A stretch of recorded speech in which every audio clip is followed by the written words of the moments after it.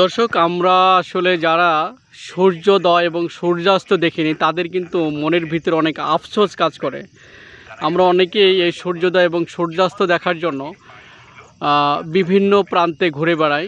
একমাত্র সম্ভব বাংলাদেশের কক্সবাজার এবং কুয়াকাটাতে, যেটা সম্ভব এক জায়গায় বসে আপনি সূর্যোদয় এবং সূর্যাস্ত দেখতে পারবেন।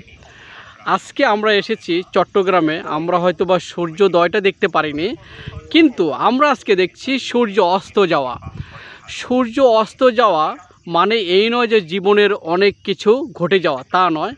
বাট এখানে সূর্য অস্ত যাওয়া মানে নিজেকে আরও প্রজ্বলিত করা। সূর্য অস্ত যাওয়া মানে হচ্ছে পরবর্তী একটা দিন নিজেকে আরও পরিশ্রমী করে তোলা। আজকে সেই সূর্য অস্ত আমরা দেখতে পাচ্ছি।